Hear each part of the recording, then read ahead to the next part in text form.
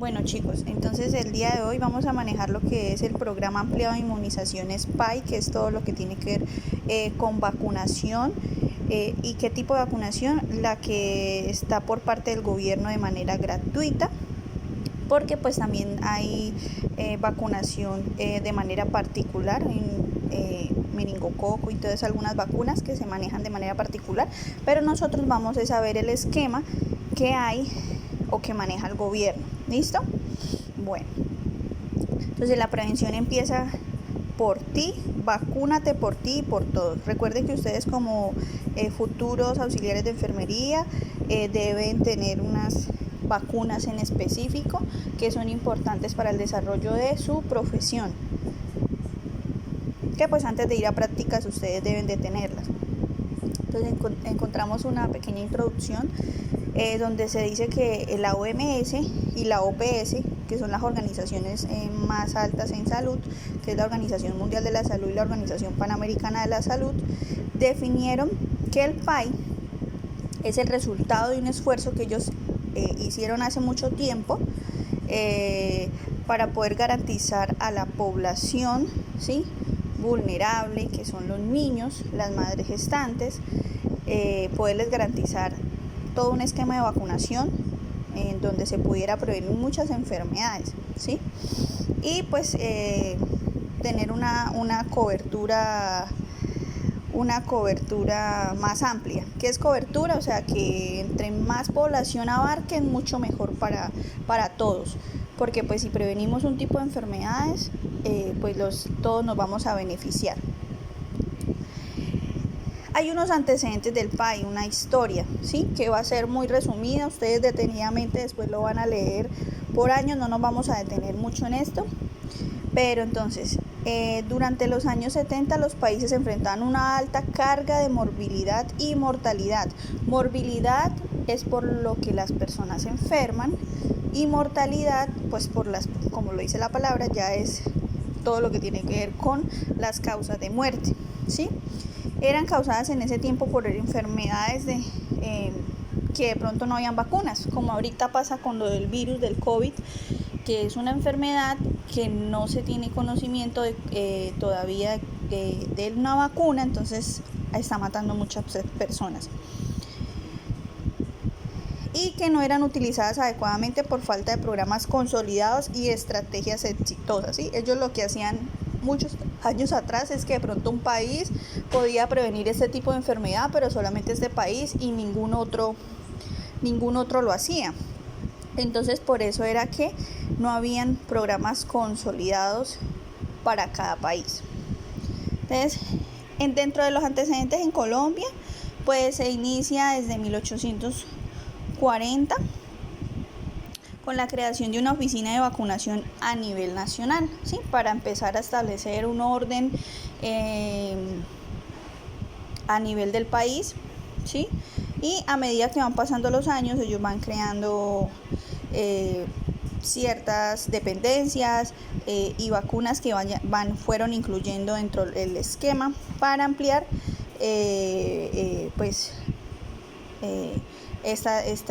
este país. Ya en los últimos años, como fue en el 2013, se inició con lo de la inclusión para prevenir el virus del papiloma humano, ¿sí? Se incluyó lo que tiene que ver con la DADA celular, ¿sí?, para gestantes. En el 2014 lo que se hizo es una universalización de esa vacuna. ¿Qué quiere decir?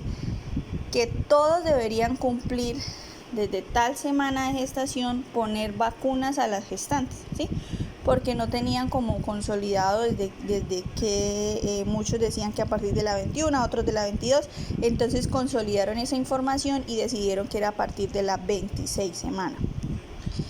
Y ya en el 2015 empiezan a utilizar lo que tiene que ver con la vacuna de polio inactiva, ¿sí?, y se incluye segunda y tercera dosis. Y en cuanto a la varicela, también es incluida de este tiempo, ¿sí?, porque la varicela anteriormente no estaba dentro de los esquemas, pero decidieron incluirla ya como parte de forma gratuita. Sí existía, pero no estaba en el plan de forma gratuita. Antes de empezar también vamos a hablar un poco, porque no sé si les han tocado el tema de seguridad general, el Sistema General de Seguridad Social en Salud, que yo hace días cuando estábamos en una clase veía que ustedes estaban como desubicados, cuando era contributivo, cuando era subsidiado. Entonces le voy a hacer una breve explicación de eso, ¿sí? Entonces, ¿qué es el Sistema General de Seguridad Social en Salud? Entonces surge desde un mandato constitucional y fue reglamentado por la Ley 100 del 93. Establece dos regímenes de afiliación, uno que es el contributivo y el otro es el subsidiado, ¿sí? A los que acceden por mecanismos de aseguramiento los ciudadanos y sus familias, que buscaban con esto tener mayor cobertura en la población, porque pues anteriormente accedían a los sistemas de salud aquellas personas que podían pagar, ¿sí? Pero muy pocos eran los que podían acceder si no tenían cómo pagar, ¿sí? Las personas que por cualquier situación no lograran afiliarse a estos regímenes estarán a cargo del Estado bajo la figura de población pobre no asegurada. ¿Listo? Entonces aquí vamos a ver un poco de qué se trata. Entonces, la ley pionera de este sistema arranca con la 57 de 1915 y la última reforma, pues como ya se los mencioné, fue la Ley 100 del 93, ¿sí? Pero ¿de qué principios cuenta?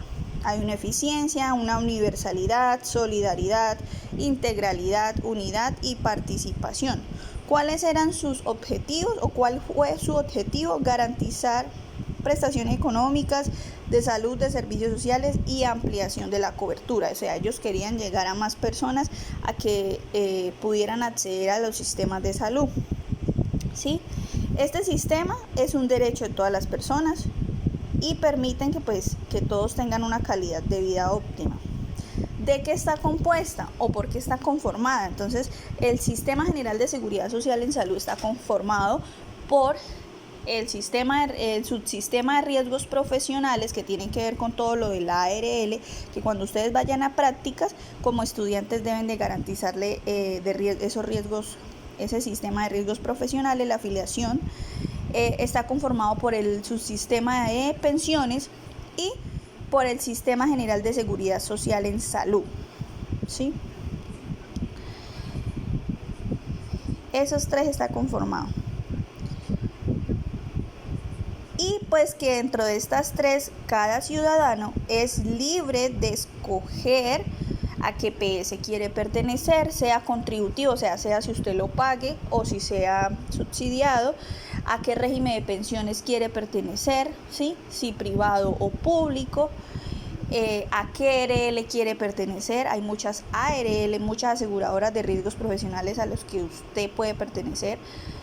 Y eso pues también dependiendo con qué empresa trabaje, ¿no? Porque hay unas cooperativas que de pronto digan, no, estamos pagando con esta, bueno, no hay ningún problema, pero para que ustedes sepan que tienen derecho a escoger. Entonces, este régimen de seguridad social, como yo les dije, se dividía ese régimen se divide, para que me entiendan, el sistema social integral en Colombia está compuesto por esos tres subsistemas, que es el de salud, el de pensiones y de riesgos profesionales. Dentro de salud, ¿sí?, ¿qué encontramos? Que hay un régimen contributivo, régimen de pensiones y un riesgo de riesgos profesionales, ¿sí? Este mismo régimen. Entonces, como yo les dije, en salud, el régimen contributivo, entonces son todas aquellas personas, y perdón, ese contributivo, la verdad saqué la imagen y así no se escribe contributivo. Saqué la imagen porque me pareció muy resumido, pero contributivo no se escribe así. La primera V es con B. ¿Listo? Para que sepan. Bueno. Entonces, el régimen contributivo hacen todas aquellas personas que tienen la capacidad de pago del sistema de salud, aquellos que son empleados, aquellos que son independientes, que pagan su salud, pensión y todo eso. ¿Listo? Ya el subsidiado son aquellas personas que de pronto no pueden cancelar o no tienen esa capacidad de pago de esa salud, ¿sí? Que la nueva EPS tiene contributivo y tiene subsidiado, ¿sí? Yo puedo estar a la nueva EPS, no quiere decir que yo esté pagando, sino que soy subsidiada. El régimen de pensiones, entonces, existe dos regímenes dentro de este, que es el público y el privado, ¿sí? Que es solidario por prestación, y otro que es ahorro individual, ¿sí? Uno es público y otro es privado. Y el de riesgos profesionales, pues, es para proteger a todos los trabajadores de los accidentes y enfermedades en el desarrollo de su trabajo. Entonces, en el caso de ustedes, un pinchazo en un dedo, entonces eso se tiene que reportar, ese accidente de riesgo biológico, ese accidente se reporta por su jefe inmediato y empieza un proceso de atención en salud para ustedes. Entonces, eso los protege a ustedes de que cualquier atención que necesiten, o si lo tienen que indemnizar o si lo tienen que pensionar, ellos son los encargados de brindarle todo esto. ¿Listo? Bueno, el PAI pues está en el sistema de seguridad social en salud, ¿sí? Y operan diferentes niveles a nivel nacional, entre cuales está como primera medida a nivel nacional, que es el Instituto Nacional de Salud, quien es el que define las normas, quien es el que dice qué tipo de vacunas son las que se van a incluir, son las que dan los instructivos para poder que sean incluidas algunas vacunas o hacer alguna modificación en cuanto a normatividad. El Instituto de Vigilancia de Medicamentos y Alimentos, que es el INVIMA, se encarga de realizar la vigilancia y control de estos medicamentos, de los cuales se les está entregando a cada departamento, a cada municipio, ¿sí? Ellos verifican la calidad del medicamento y pueden hacer también visitas a cada punto de vacunación. Y la Superintendencia Nacional de Salud también está incluida ahí. ¿Listo? ¿Qué derechos y deberes de los usuarios del PAI? ¿Qué es lo que ustedes le deben informar a las personas que van a acceder a vacunación? Entonces encontramos que las personas pueden ser protegidas de enfermedades prevenibles por vacunas que son prioritarias para el país, que son las que yo les menciono, que están incluidas en el esquema de vacunación de los niños hasta los 5 años, ¿sí? Entonces, ellos tienen ese derecho a estar protegidos, ¿sí? 2. Ser vacunados gratuitamente y sin trámites donde se ofrezca el servicio de vacunación, independiente de su estado de afiliación al sistema de salud. ¿Qué quiere decir esto, muchachos? Digamos, yo tengo nueva APS, ¿sí? Sea contributivo o sea subsidiado, me deben garantizar a mi niño menor de 5 años la aplicación de las vacunas, ¿sí? Que si a mí me atienden aquí, digamos, bueno, no sé dónde atiende la nueva EPS, digamos, en la avenida Cero me atienden para vacunas, pero resulta que yo hoy no puedo desplazarme hasta allá, me voy más fácil a Puente Barco porque es más cerquita. Entonces en Puente Barco no me pueden decir, no, usted no se puede vacunar aquí a su niño porque usted está afiliada. No, ustedes pueden ir a cualquier parte con sus niños después de que tengan vacunación, ¿sí? Acceder de manera gratuita y sin problema a las vacunas. ¿Listo? Después de que esté dentro del esquema de vacunación, para que ustedes sepan y le informen eso a la persona. Porque hay unos que dicen, es que yo no pude venir, que eso. Señora, busque un punto de vacunación más cercano, usted puede llevar a su hijo allá. No le pueden decir que no, ¿sí? Otra cosa diferente es que no tengan la vacuna, ahí sí, que las que más escasean es a veces fiebre amarilla o la de la influenza, ¿sí? A veces escasean. Entonces ahí sí de pronto usted puede buscar en otro lado. 3. Exigir esquema de vacunación, ¿sí? Que se lo apliquen completo a menos que esté pendiente por llegar, que esté escasa.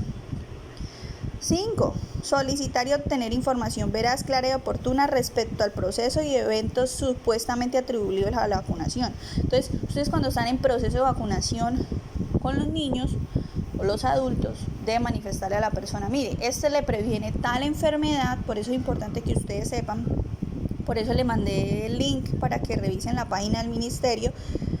Tienen conceptos muy corticos que enfermedades previenen. Y ¿qué les puede producir? No, le va a producir fiebre, le va a producir malestar cuando son los bebecitos que se les pone durita, que en la pierna les va a doler, que no se les puede hacer masaje, o sea, todo eso ustedes tienen que informarle a la persona qué debe y qué no debe hacer y qué le va a suceder en caso de alguna reacción de la vacuna. Sí, la única que más o menos pone maluquitos a los niños es esa, la del tétano, que es la pentavalente, que trae 5 vacunas en una sola. Esa le pone durita la pierna, se la pone rojita, caliente, ellos, porque duele, saben que el tétano duele. Entonces uno le hace recomendación a la mamita, no le haga masaje, póngale pañitos de agua fría, ¿sí? Y esas cosas. Nunca, ojo, porque siempre las mamitas llegan preguntando, ay, ¿qué medicamento le doy? Sí, el médico les dice, dele acetaminofén antes de venir y cuando llegue 6 horas después, ¿sí? Pero ustedes nunca le digan ni la cantidad que debe tomar, porque nosotros ni como auxiliares ni como enfermeros profesionales estamos autorizados para dar o decir qué medicamentos y qué dosis debemos utilizar, ¿sí? Así sepamos, no se puede hacer. ¿Listo? Es una recomendación que yo les digo en cualquier ámbito, no solamente en vacunación con los niños, sino en cualquier ámbito, ¿sí? Los médicos son los únicos profesionales que son los que pueden prescribir medicamentos. ¿Listo? Entonces le dice a la mamita, no mamita, como usted le ha enseñado el médico, sí le puede dar, pero como él le ha enseñado. ¿Listo? Esa es la única recomendación que ustedes pueden hacer. 6. Recibir y actualizar su carnet de vacunación. ¿Qué quiere decir esto? Que la persona debe traer siempre el carnet de vacunación del niño o el de ella, ¿sí? Cuando trae el carnet de vacunación y está atrasado, pues se le garantiza las vacunas. Si ya perdió algunas, porque algunas se pierden y eso es lo que vamos a ver. Si ya perdió algunas, entonces nosotros vamos a continuar con las que le corresponden. Si va al día, pues también igual, la que les toca. En caso de que no lleven carnet, no se puede vacunar. No se puede vacunar porque no sabemos qué dosis tengan los niños y puede ser algo delicado, ¿sí? No se puede vacunar, ese es en el único caso que se niega. Y si de pronto que sea colombiano, uno dice, bueno, vamos a mirar, pero es que en el PAIweb, que es donde uno registra a nivel nacional, en el internet uno registra las vacunas que le ha puesto a cada persona. Entonces si de pronto ahí le aparece y está al día con la edad que tiene, bueno, uno de pronto toma la decisión, pero eso es más trabajo para uno, eso es ya decisión de ustedes, no es obligación. Si no, qué pena mamita, busque una copia, mire qué hace, si a alguien se le pasa el carnet de vacunas, porque las mamitas dicen, sí, yo le puse esta, pero nosotros no estamos seguros y no podemos poner vacunas sin estar seguros con el carnet. ¿Listo? Entonces es muy importante que cuando las mamitas, digamos las primerizas o las que llegan con los bebés, decirles guarden, cuiden mucho el carnet, porque si se les llega a perder, o sea, dígale que saque copias y tenga copias. Si se les llega a perder el carnet, va a ser un problema para las vacunas. ¿Listo? 7. Recibir este servicio en condiciones de higiene, seguridad y respeto a su intimidad. ¿Listo? Es muy importante. Aquí hay unos deberes de los usuarios, que esos también son los que se les deben informar a ellos, ¿sí? como yo les decía, que tienen que cuidar el carnet de vacunas, presentar siempre el carnet cuando se va a poner vacunas, cumplir con citas asignadas, porque esas citas no quedan registradas, pero uno les dice, listo, llegó a los 2 meses, le tocaría otra vez a los 4 meses al niño, debe traerlo en tal fecha, y la mamita debe llevarlo en esa fecha, ¿sí? Asistir a la institución de salud elegida para completar el esquema de vacunación según la edad, o sea, a cualquier institución pueden ir, no necesariamente a la que están afiliados. Asumir decisiones sobre su salud, suministrar información clara y veraz y completa de su identificación y estado de salud, porque a veces las mamitas ocultan que los niños están enfermos, entonces ustedes por eso tienen que observar muy bien, están irritados, los sienten calientes, es mejor no vacunarlos, ¿sí? Usar correctamente los servicios y las instalaciones de la institución, bueno, eso ustedes ya se los dicen a ellos, ¿listo? Bueno, ahora sí entramos con lo que tiene que ver con los conceptos generales de inmunización y vacunación. Entonces vamos a encontrar unos conceptos. ¿Qué son las vacunas? Entonces las vacunas son suspensiones de microorganismos vivos, inactivos o muertos, ¿sí? Fraccionados, que son administrados en organismos que inducen una respuesta inmune que previene de la enfermedad contra la que está dirigida. Es decir, si a mí me están colocando varicela, entonces la vacuna que me están colocando es la misma varicela, pero en menor porción para que usted cree esa respuesta inmune. ¿Listo? ¿Qué es vacunación? Pues administrar cualquier vacuna. ¿Listo? ¿Qué es susceptible? Cualquier persona o animal que no posee la suficiente respuesta contra un agente patógeno determinado. Entonces, en este momento, como a nosotros nos pasa, estamos susceptibles al virus del COVID-19, ¿sí? Todos somos susceptibles porque ninguno tiene vacuna para este virus. ¿Qué es inmunidad? Inmunidad entonces se refiere a la observación muy antigua de que los individuos que han sufrido ciertas enfermedades infecciosas están exentos de volver a padecerlas, ¿sí? Es decir, digamos, usted no recibió la vacuna de la varicela, pero le dio varicela, entonces no se debe vacunar porque usted ya de forma natural adquirió la inmunidad, ¿sí? Eso es inmunidad, ¿listo? Antígeno es la sustancia o grupo de sustancias capaces de ser reconocidas por linfocitos T o B del organismo para estimular la producción de una respuesta inmune. Recuerden que ellos son nuestras defensas. ¿Cuáles son los principios de la vacunación? ¿Cuál es el objetivo? Proteger y evitar que nos contagiemos o que los niños se contagien de enfermedades, ¿cierto? ¿Cuál es el objetivo de la inmunización? Producir una respuesta similar a la de la infección, ¿sí? Que si nos ponen tétano, entonces lo que está haciendo en la vacuna es simulando que nos enfermamos para que el cuerpo pueda generar esa respuesta a inmunidad, ¿sí? Inmunidad activa, entonces el paciente desarrolla durante una enfermedad infecciosa o al ser vacunado, ¿sí? Es más permanente porque la desarrolla el cuerpo. La inmunización pasiva, los anticuerpos se obtienen de otro individuo inmune y se introducen posteriormente en el paciente. ¿Qué quiere decir esto? Como por ejemplo cuando hacen transfusiones, terapias transfusionales, cuando las personas han sido enfermas y le ponen a usted para que usted también adquiera esa inmunidad. Inmunidad pasiva, aquí se obtiene la aplicación de productos de sangre, como es lo mismo, ¿sí? Por el plasma. ¿Listo? Hay una clasificación microbiológica de las vacunas. Encontramos vacunas vivas atenuadas, vacunas inactivas, ¿sí? O sea, ¿qué quiere decir esto? Vacunas vivas y vacunas muertas. ¿Qué nos dan las vacunas vivas atenuadas? Entonces, derivadas directamente del agente que causa la enfermedad y debilitadas de una cepa de virus o de bacteria salvaje original. ¿Para qué? Para producir una respuesta inmune, ¿sí? Regularmente produce inmunidad con una sola dosis excepto las que se administran por vía oral, como la del polio, ¿sí? En el polio se utiliza intramuscular y oral, pero el polio maneja las orales. Entonces, eso es lo que pasa. Y la de una sola dosis, por lo menos, fiebre amarilla solo una vez, entonces crea inmunidad, esa es viva. ¿Listo?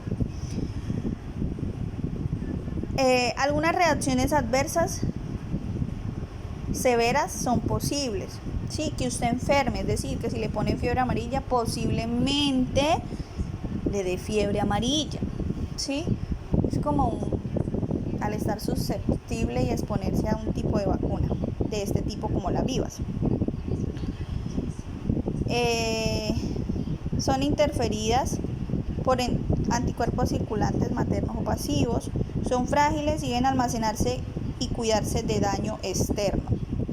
Existe una clasificación de estas vacunas vivas. Hay virales y hay bacterianas. Entonces, para que ustedes sepan, listo, entonces las vacunas vivas atenuadas se dividen en dos, virales y bacterianas. Las virales, el sarampión, la rubeola, las paperas, la varicela, la fiebre amarilla, el rotavirus y el polio oral. Y las bacterianas, el ABCG y la tifoidea oral. ¿Listo? Ahora, las vacunas muertas o inactivas. Entonces, ¿qué características tienen? Que no se replican ni se transmiten. Son menos efectivas para inducir inmunidad que las vacunas vivas, ¿sí? No quiere decir que no sirvan, sino que pues como están inactivas, solamente es para crear una respuesta inmune. Menos interferencia de anticuerpos circulantes, generalmente requieren de 3 a 5 dosis para inducir la inmunidad, ¿sí? Porque en la primera dosis no genera esa inmunidad, como las de tétano. Ustedes ven que cuando las mujeres están en edad fértil, ¿cuántas dosis ponen? 5 dosis. Entonces, por eso. Una respuesta predominante en el área humoral y los anticuerpos pueden disminuirse con el tiempo. Entonces, existen las muertas completas y las muertas fraccionadas.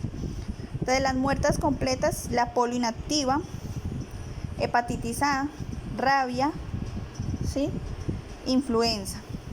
Y las fraccionadas, encontramos hepatitis B, influenza, pertusis celular, papiloma,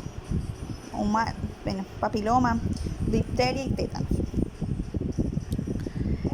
Ahora vamos a encontrar vías y sitios de administración. Es muy importante que ustedes se sepan esto. ¿Por qué? Porque resulta que dependiendo de la vacuna, dependiendo de la edad del niño, se aplican y se utilizan diferentes agujas y se utilizan diferentes vías y se utilizan diferentes zonas del cuerpo, ¿sí? Cuando es intramuscular, que es la primera que vemos aquí, se debe utilizar un ángulo de 90 grados, o sea, derechita, ¿sí? Esta, como ven la flechita en el dibujo, en niños caminadores se debe poner en la zona deltoidea. ¿Qué quiere decir la zona deltoidea? En el bracito, ¿sí? En el bracito, los que caminan. En los que no son caminadores, que eso lo vamos a ver más adelante dónde está esa zona, es el tercio medio de la cara anterolateral del muslo, ¿sí? Los que tienen niños ven que llegan y se lo ponen a un ladito de la pierna. Entonces recuerden, cuando caminan es en el bracito, cuando gatean o no caminan todavía, en la piernita. ¿Por qué? Porque resulta que como ellos les ponen pentavalente, ¿sí? Esa vacuna es muy dolorosa porque yo les decía que tenía tétanos, ¿sí? Entonces, si ellos están caminando, imagine qué dolor que usted tenga que estar caminando y con ese dolor en la pierna. Por eso se lo ponen en el bracito. Y en el bracito que no sea, en cualquiera de los dos bracitos, ¿sí? Entonces, se utiliza un tipo de calibre. El calibre es la aguja, el largor, ¿sí? El largor y el ancho.